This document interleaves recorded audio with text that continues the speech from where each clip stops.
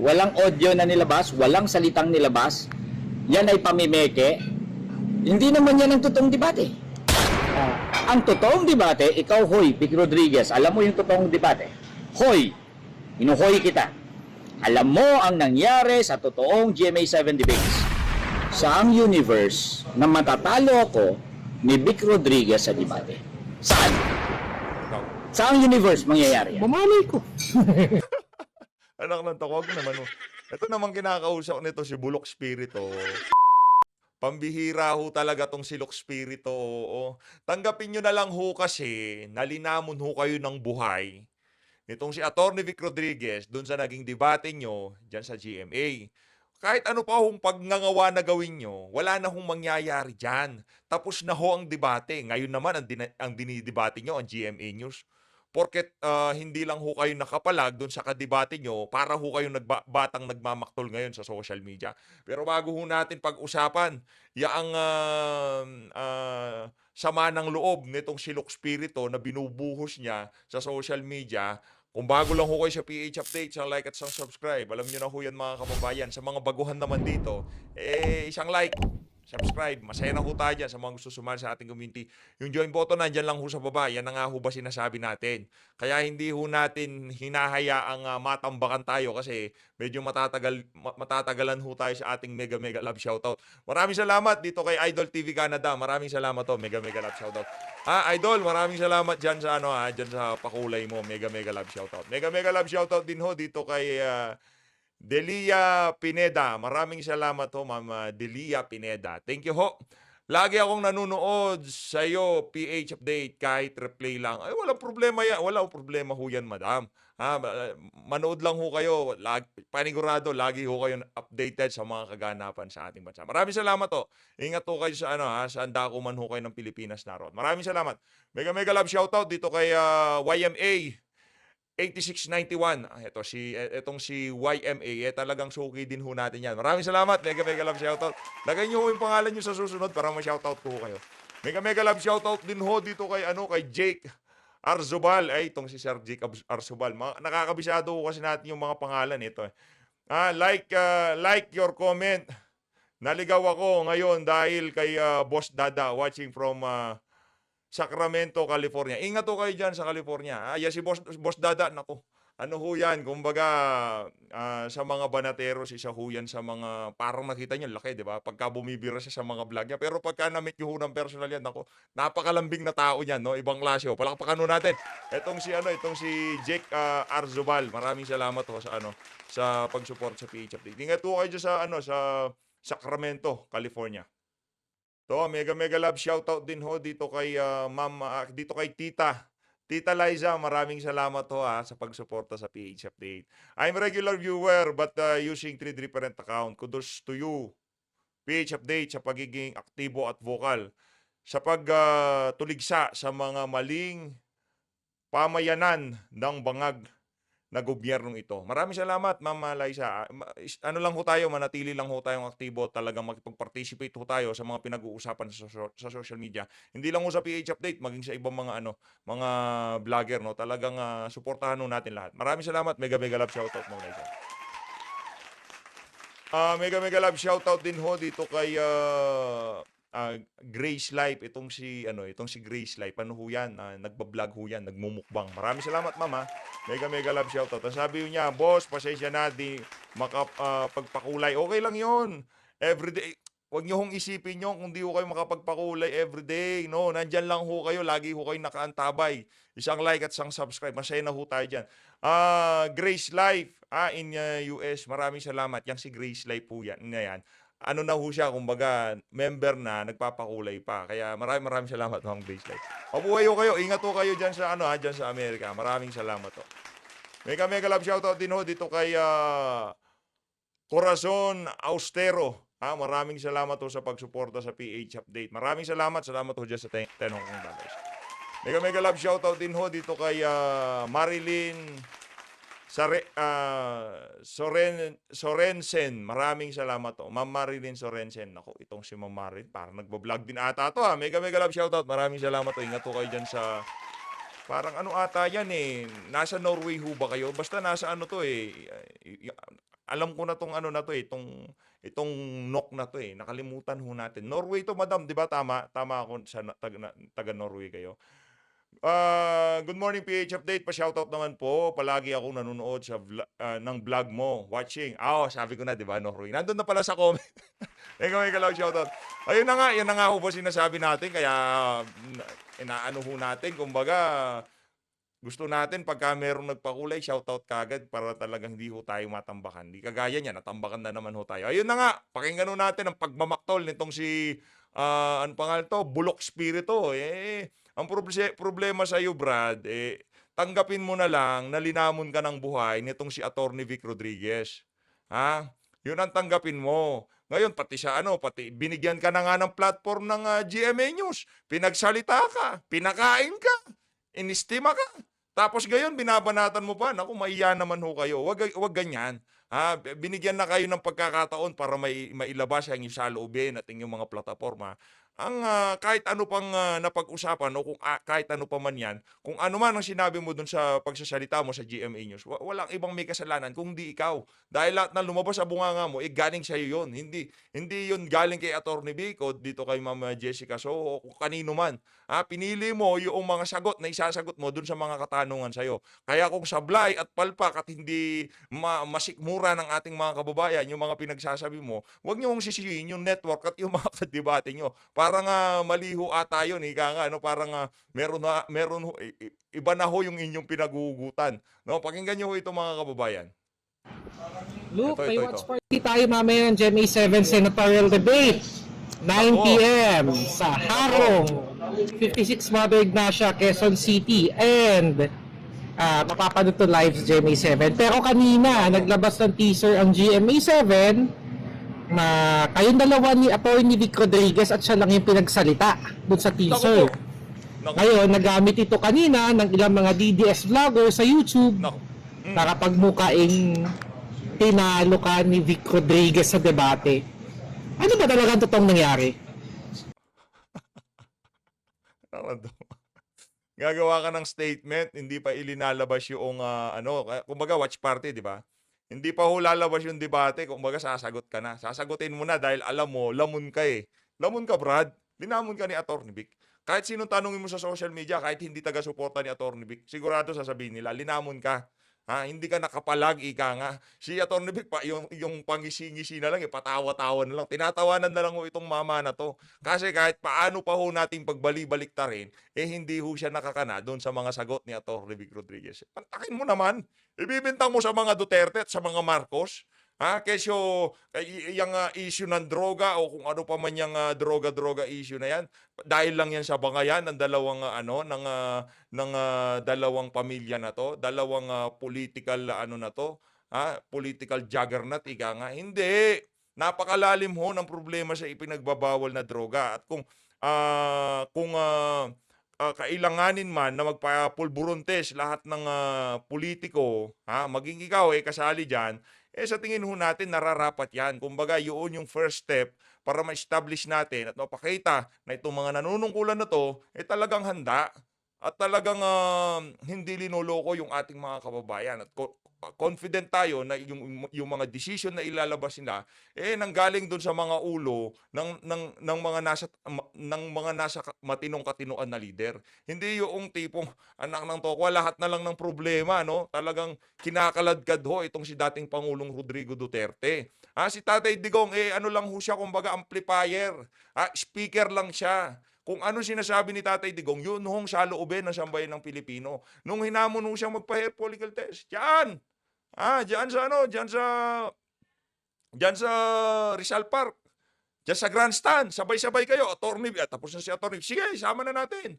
Lahat ng mga kandidato, tatlong magkakaibang hospital, pribado, o di naman kaya sa Singapore, lipad kayo lahat.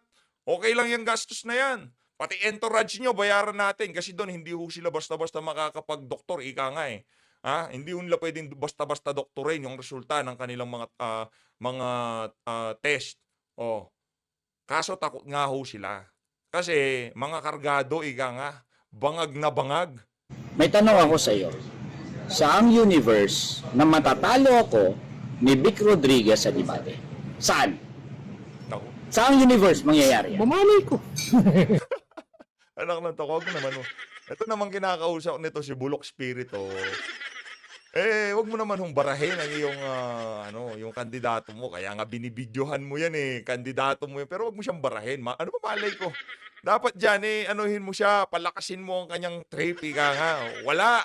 Hindi ka natalo ni Vic Rodriguez, di ba? Kasi alam din ho ng katabi niya, nalamon ho siya. Linamon ho siya nitong si Atty. Vic Rodriguez. Tapos na rin naman yun. Pero dito ho kumbaga, kung elimination to, kasi elimination game yan Yung mga ano na yan, yung mga event na yan, yung mga pagtitipon na yan, pagdidebate ng mga kandidato, elimination yan Kumbaga, pagka meron tayong di nagustuhan, ini-X na natin.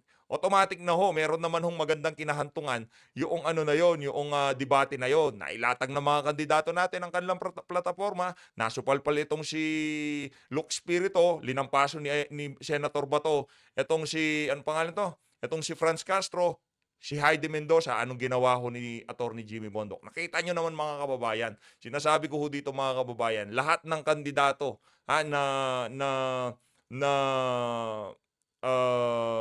tawag dito, na kasama sa listahan ni dating Pangulo Rodrigo Duterte. Mapa Pastor Kibulo yan, mapa Congressman Rodante Marcoleta yan. Sigurado ho tayo dito, maglilingkod yan, magpe-perform yan pagka nasa Senado na. Hindi kagaya ng mga nasa bagang administration. Anong gagawin ni Lito Lapid? Anong gagawin ni Manny Pacquiao? Sige nga, anong gagawin ni Nancy Binay? Anong gagawin ni Camille Villar? Wala akong gagawin niyang mga yan. Nandyan lang ho yan dahil sa pamilya. Dahil sa mga pangsariling interest nila. Pero yung si Atty. J.V. Hinlo, magtatrabaho yung mga yan. Yung GMA7 na teaser, na fake teaser, na yung kanyang audio lang ang nilabas. Tapos ako, walang audio na nilabas, walang salitang nilabas. Yan ay pamimeke.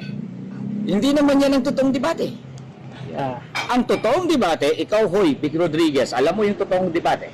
Hoy, inuhoy kita. Alam mo ang nangyari sa totoong GMA7 debates.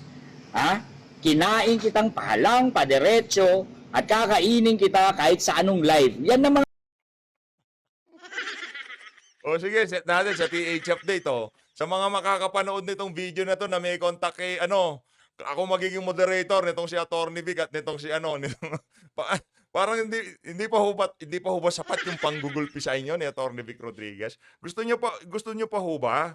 Pero para sa akin okay na yun Okay na yun, sapat-sapat na ho yung panggugulpi na inabot nyo kay Atty. Vic. Sapat na ho yun. Huwag nyo na hong damihin yung kahihiyan na matatamasa nyo sa social media at mainstream media. Stop na ho kayo. Tigilan nyo na yan. Kung meron pa ho kayong katiting na natitirang respeto sa mga sarili nyo, itigil nyo na ho yan. I-atras nyo na kanyong kandidatura o kung ano pa man. Kasi hindi ho kayo mananalo kay Atty. Vic Rodriguez at hindi kayo mananalo ng pagkasenador. Ano yun? Diretso mag-isip yun Naku, kahit baka natutulog, di ka ubra dun, Brad. Dinududahan ko sa mga pre-recorded Yung GMA7 kasi pre-recorded Pwedeng i-manipula, pwedeng i-edit. Kaya hinahamon ko tong si Vic Rodriguez na to. Benepisyaryo ka ng fake news sa mga DDS mo. Hero ka lang sa mga DDS. Gusto kong sampalin kita sa harap ng mga DDS. Magdebate. Ano yung pagdidibatihan? Baka sa akin lang, di ka makapalag interviewin na lang kita dito sa PH Update, Luke Spirito. Gusto mo? Mag-email ka sa akin. Interviewin kita dito. Pag-usapan natin yung mga maiinit na kaganapan sa ating bansa. Pag-usapan lang natin. Yung yung pag-uusap natin, yung gentleman hindi yung kagaya ng merong pagkabarumbado, kagaya ng ginagawa mo ngayon, merong walang sampalan. Kasi di mo naman ako masasampal sa liit mong yan. Nako po. Hindi tayo live araw-araw. Sige. Saang universe na matatalo mo ako sa debate? Saan? Ito namang Pero ho yan, abogado yan. Kaya yun nga ba sinasabi ko sa inyo mga kababayan.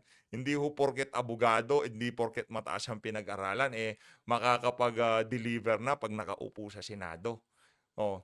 Maganda naman ang merong mataas na pinag-aralan, kagaya ni Atty. Jim Bondoc, Atty. J.V. Hinlo. Wala tayong issue dyan. Pero hindi ho lahat ng mataas ang pinag-aralan at naging abogado, ano na ho yan, kumbaga, dama nila o alam nila yung daing ng ating mga kababayan. Alam ho nila ang tunay na pinagdadaanan. Ito puro ano ho ito utak pulahan ho ito utak aktivista ho ito. Ang lahat ho ay kasalanan ng gobyerno, kasalanan ng mga politiko. Pero yung kanilang ideolohiya na mahigit mag-aapat na pung taon na o apat na pung taon, 50 years, magsi-60 years na, wala pa rin hong napapatunayan. Wala, maliban doon sa mga kabataang nagurgur, yung mga magulang na nawalan ng mga anak, at yung mga ari-ari ang pinagsusunog nitong mga mga makakaliwang grupo, ano hong naiambag nila sa sambayan ng Pilipino? GMA7, tumigil na nga kayo sa pagiging para kayong troll. Fake news. Wala kayong kredibilidad. Teaser, walang halatang halata. Ang pinagsalita sa teaser, si Vic Rodriguez, ako parang walang words na sinabi. Wala naman ho kasing hindi naman ho kasi tumama doon sa argumento yung mga banat nyo. Napakalalim ho ng issue ng droga. Huwag niyo ho siyang ida-downplay sa dalawang pamilya, Marcos Duterte. Naku, babaw ho nun. Wala pa tong dalawang pamilya na to, hindi pa ho nagbabanggaan tong dalawang pamilya na to. Problema na ho natin yung droga na yan. Hindi lang ho sa politika, hindi lang ho sa kalsada, sa buong Pilipinas, napakalaga na po niyan. Tapos sasabihin nyo, dahil lang yan sa bangayan, naku, ang labalabo naman, no? Parang ang baduy naman ho, no? Editing. Alam na alam yung nangyari. Meron kaming recording ng audio. Pinapagawa ko na ngayon ng transcript lahat ng yan. At kung mamaya dun sa airing ninyo ng debate ay manipulahin nyo, i-edit nyo, na ipapakita na parang wala akong sinabi doon sa mga pinagsasabi ni Vic Rodriguez, itingnan natin, subukan natin. Ikaw ng Vic Rodriguez, ang sarap, benepisyaryo ka talaga ng fake news. Gusto kitang sampalin sa harap ng mga DDS sa debate. Alam mo sino dapat maging kasabay ni Marcos Jr. kung sakaling magpa-hair follicle test. Itong mama na to dapat magpa-hair follicle test. Hindi mo natin malaman, ano po pa ba kayo? In touch pa ho ba kayo sa reality? Alam nyo pa ho ba yung mga pinagsasabi nyo? Naririnig nyo pa ho ba yung mga lumalabas sa bunganga nyo? Grabe naman yan. Hindi ko man namalayan, naka 18 minutes na ho pala tayo. Dito pa lang sa 3 minutes video nitong si Loc Spirito. Di ho tayo makapaniwala na merong ganitong mga tao na tumatakbo ng pagkasenador. Ito ho yung mga dapat dinidisqualify eh. Sa totoo lang, ito ho ang mga dapat na dinidisqualify. Dapat talaga merong neuro, no? Merong neuro, hair follicle, neuro, at yung dalawa na yun. Kailangan matest natin kung nasa tamang katinoan yung ating mga kandidato, hindi pagka nakahalal na kung ano-ano nang pinaggagawa. Di ba? Wala na ho, pagkakalimbawa dito kay Marcos Jr., nandyan na eh. Ano po magagawa natin? Presidente na. Hintay tayong 6 na taon bago ho natin siya mapababa. Ito mga kababayan ng malupit dito. Ito ho mga kababayan, no? Hindi natin malaman. Becky ka ba? Simple lang, kung tunay ka na lalaki, tanggapin mo pagka Pagka mayroong magaling sa'yo, tanggapin mo na may magaling sa'yo. Pag natalo ka, tanggapin mong taas noo. Aminin mo, magaling sa akin yan. Aminin mo. Huwag yung magpapanggap ka, pero pagka pinagharap na kayo, naku, di ka naman makaporma. Pakinggan nyo ito mga kababayan. Loc Spirito pa rin ho ito. Hindi pa naman tayo nanalo. Diba? Bakit tayo nag-watch party? It's as if we won. It's as if naligpasan na natin ang kontrol ng mga political dynasty sa ating lipunan. It's as if mataas tayo sa surveys, and recently ang SWS at saka ang Pulse Asia, kami ni Calio din nandun sa pinaka-bottom ng surveys. Bakit tayo sa-celebrate sa ganung sitwasyon? Di ba? Kasi sa kabila ng SWS at saka Pulse Asia surveys, pag tinanong mo ang mga kabataan sa mga eskwelahan, top 3 at top 4 kami ni Calio. Ibig sabihin na Top 3 at top 4. Alam yung mga butante sa bundok? yung mga kasama yung nasa bundok, baka mag-top 1 pa nga kayo doon eh. Pero yung magta-top 3 kayo doon sa mga lehitimo ha, hindi yung commission nitong mga politiko na to ha, hindi ko kayo mapapasama diyan. Yung mga malalakas nga sa social media, Congressman Rodante Marcoleta, Pastor Apollo Kibuloy, Attorney Vic Rodriguez, o Attorney Jimmy Bondoc, malalakas ho yan sa social media pero hindi ho sila napapasama. Kayo pa ho ba malamang sa mga kasama yung nasa bundok, malakas kayo? Kilala kayo ng mga yun. Merong politika na labas doon sa konvensyonal na mga politika, ng mga trapo at saka mga dynasty politika kung saan importante ang prinsipyo na kailangan na nating walisin ng mga political dynasties at importante ang pagpapalakas ng mga basihang sektor. Importante ang mga manggagawa, importante ang mga magsasaka, importante ang mga maralita by sektor sa ating lipunan na ganon. Kaya tayo nagsa-celebrate.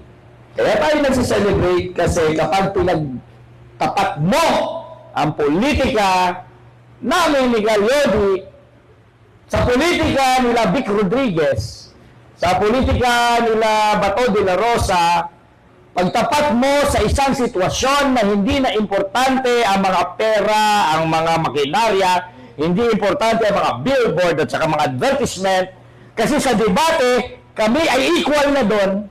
Kami ay tumitindig sa isang platform kung saan hindi importante kung gaano ka kayaman, hindi importante kung kabilang ka ni Marcos o kabilang ka ni Duterte, pagka tumindig ka sa isang podium, doon sa debate, kayo ay equal, all things being equal, at kapag tinanggal mo ang impluwensya ng pera at saka ng makinarya, pagdating sa debate, kinakain namin silang lahat.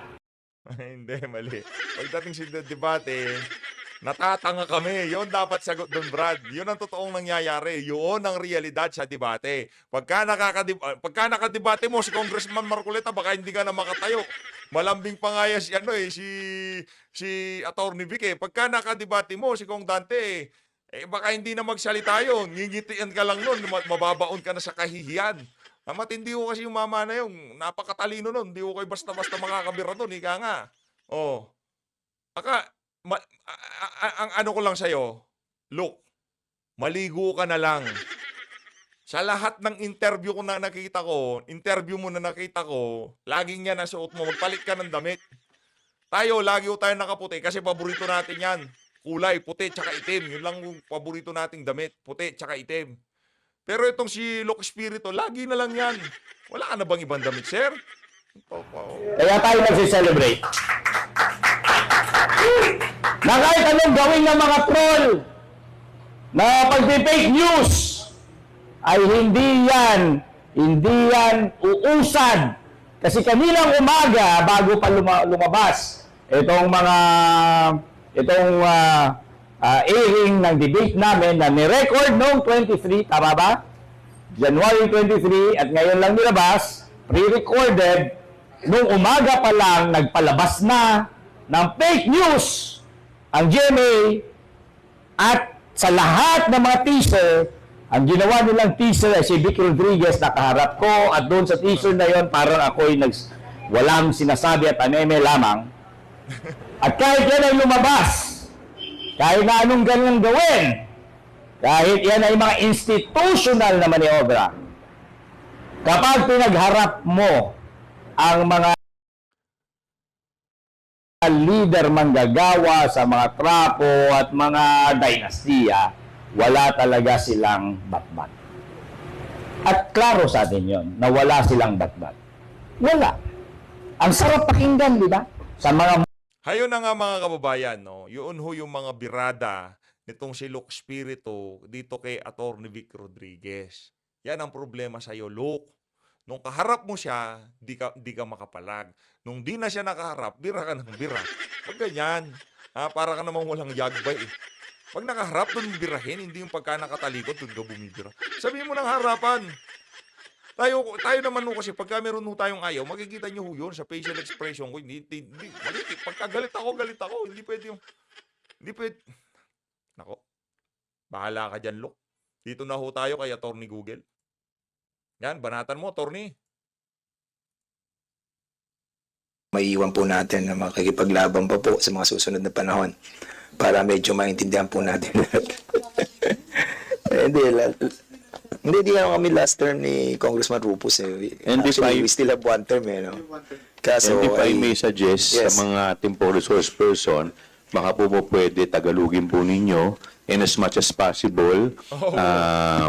Kung Layman's po term. masyadong technical yung paliwanag in layman's term para mas maintindihan po. Nako, ano So ito? please, Committee on Good Government and Public Accountability. Ano na naman ho kayang linuluto nitong mga unggoy? proceed, Congressman Dante. Sige. Well, siguro, i-explain natin yung ano ba yung rate reset. Siyempre, rate reset, ano yan, tinakda po yan ng rules ng ERC na katulad sa distribution, every 4 years, kailangan nagtatakda tayo ng taripa para po sa mga mamamayan natin. Ang conversion po niyan is peso to kilowatt hour. Ganun din po sa transmission every 5 years naman. So, in other words, ay nagkaroon po tayo ng first regulatory reset, ang tawag po yung first RP, tapos yung second regulatory period, third. Dito sa Meralco, medyo distribution utility, not only Meralco, but the other 20 distribution utilities, hindi po nakumpleto yung third regulatory period. In other words, ay hindi po nakumpleto yung submission ng kanilang mga valuation ng kanilang assets. So yung tinatawag nating regulatory asset base. And at the same time, nagkaroon po ng desisyon ng Supreme Court about doon po sa tinatawag po nilang double inflation. Kaya in other words, hindi na-close yung third RP. And now, alam nyo, Mr. Chairman, para maintindihan po natin lahat, interconnected po ang first, second, third, fourth, fifth, yung tuloy-tuloy. Kasi it is a tinatawag nating ordinal numbers. So, ibig sabihin po, kapag yung magtatakda tayo ng taripa para sa mamamayan, sunod-sunod po yun. Sequential ang tinatawag. Kumbaga, kailangan po, interconnected po yung first sa second, yung second sa third, yung third sa fourth, yung fourth sa fifth. Para makuha po natin yung tamang taripa. Otherwise, kung hindi po tayo gagawa ng tinatawag na reset, saan tayo kukuha ng i-charge natin sa ating mamamayan? Nandito sa estado ng Meralco, na-stock po tayo sa 1 peso and 38 cents na nakabase po sa maling parameters. Ano yung maling parameters? Kasi nga, inutusan po sila na mag-submit ng valuation report ng kanilang mga assets na hindi po ginawa ng Meralco. From 2011 to 2019, wala po silang submission.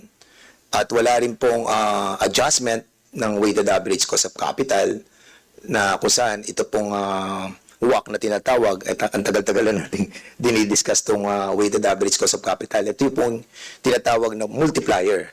Ito po yung nakabase doon sa return on capital kasi may building blocks po yan, 4 na building blocks. Return of capital, balik yung puhunan, return on capital, yung pong kita doon sa puhunan, and then taxes and mga OPEX po nila.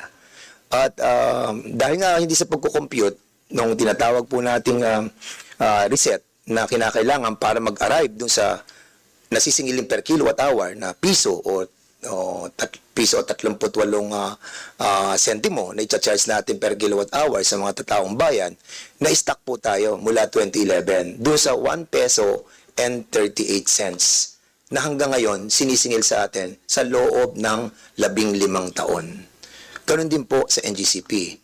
Kung susundan ko yung kay JC Abalos, na kung saan na-stock din sila. And what is good with the ERC, mamaya tatanungin natin itong ating mga commissioner kung bakit ina-apply nila sa NGCP yung regulatory reset, pero dito naman po sa Meralco ay hindi po natin na-apply because what you have done in the ERC is to have a confirmation process which is not an internationally accepted methodology because walang submission ng mga dokumento dito. Walang regulatory asset base, walang WACC, wala lahat. How did you come out with a 1 peso and 38 cents? And you have a unilateral decision on this matter? So, bago ako dumating doon, tatanungin ko muna si Ma'am Mona Lisa. Isa ka sa mga matitino dyan sa ERC. So, Ma'am, yung sa NGC Isa ka, isa ka sa mga matitino dyan sa ERC. Na, matatapos ka na lang dyan sa termino mo sa House of Representative.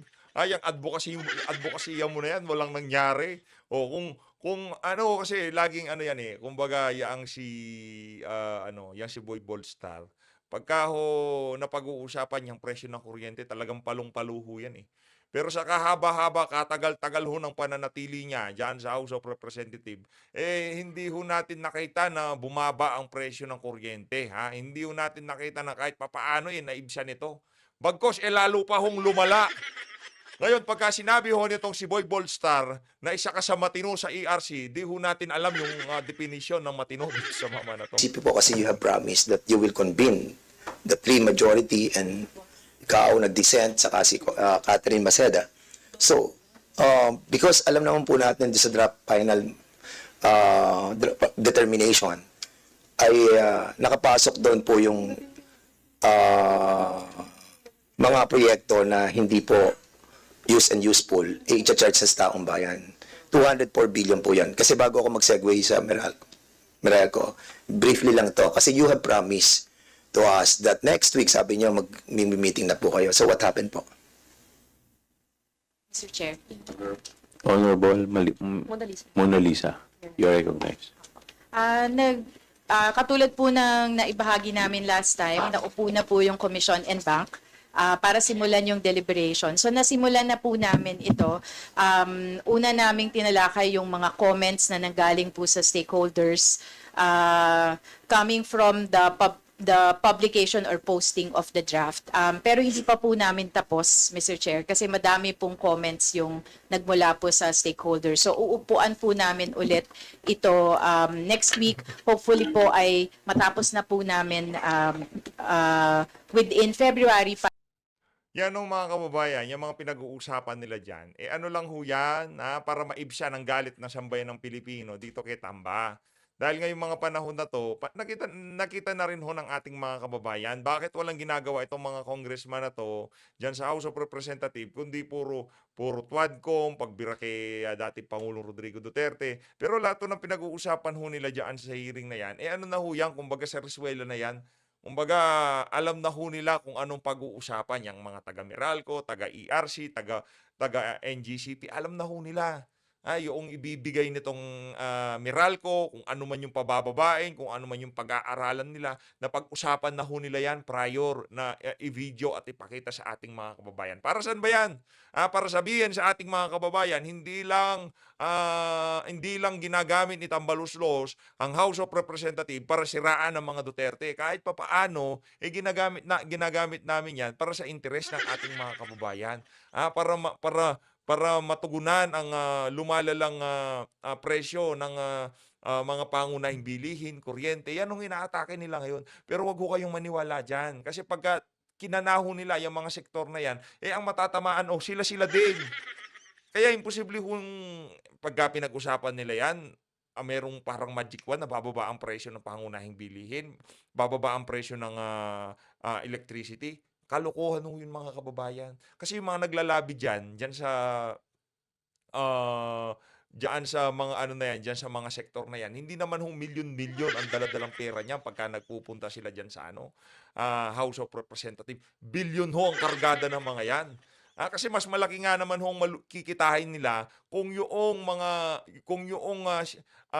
environment o sitwasyon ng mga pulisiya pumapabor sa kanila at hindi sa mga consumer. Kaya talagang kahit 10 bilyon pa yan, kaya hong pakawalan ng mga kumpanya na yan na from generation, transmission, up to distribution, talaga hong tatrabahuhin ho nila yan para talagang hindi mapababa ang presyo ng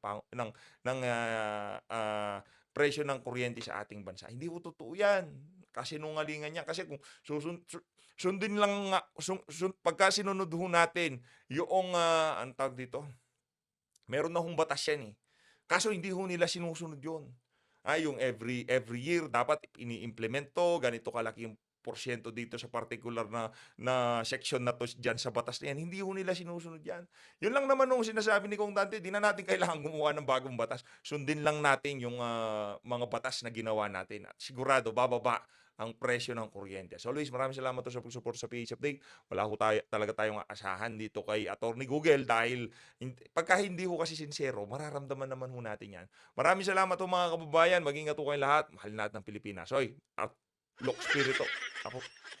Sana last na video ko na yan sa'yo kasi ayaw na kitang i-content. Nabubisit ako sa pagmumukha mo. Maligo ka. Palit ka ng damit. Pa-laundry mo yan. Anong toko. Sa lahat ho ng video, lagi ho yung kulay green na yan, ang kanya suot-suot. Pambihira, oo. Kakulay pa naman nung suot-suot natin, nung minute natin yan si Kong Dante, kaya ibang klase talaga tong mama na to, oo.